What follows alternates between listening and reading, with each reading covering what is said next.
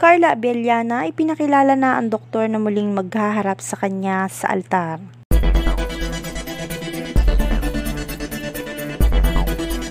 Matapos ang ilang taon na pananahimik at pag-iwas sa mga isyung may kinalaman sa kanyang buhay pag-ibig, muli na namang naging usap-usapan si Carla Abellana sa mundo ng showbiz.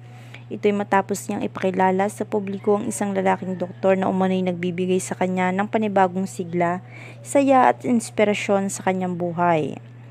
Sa isang panayam sa ginanap kamakailan, hindi na itinanggi ni Carla na siya ay muling natutong magmahal.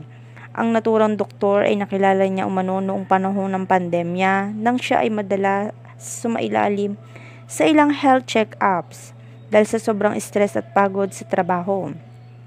Ayon kay Carla, nagsimula lamang sa simpleng pagkakaibigan ang lahat, hanggang sa tuluyan na itong nauwi sa isang mas malalim na ugnayan. Marami ang natuwa nang aminin ni Carla na seryoso na ang relasyon nila ng naturang doktor, na nakilala sa pangalang Dr. Miguel Santiago, isang kilalang cardiologist na may sariling klinika sa Quezon City. Ayon sa aktres, hinangaan niya hindi lamang ang talino at kababaang loob ng doktor, kundi ang pagiging maalaga, tahimik at mapagmahal nito. Mga katangiang ani ay matagal na niyang hinahanap.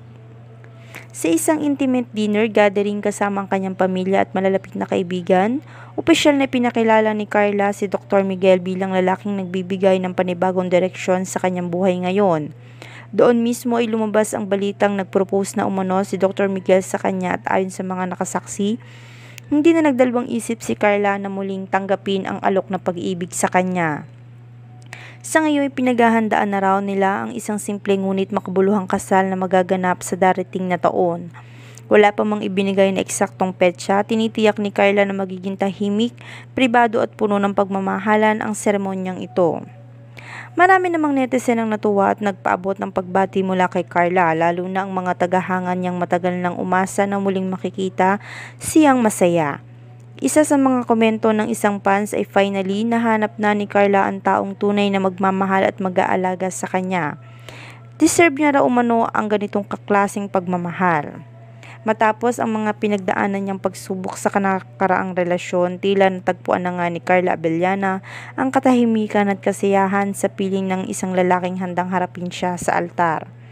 Hindi lamang bilang isang artista kundi bilang isang babae na handang magmahal muli ng totoo at tapat. Sa mga darating na buwan, inaasahan ng marami na magiging isa sa pinakaabangang showbiz wedding ang kasal nila na ito.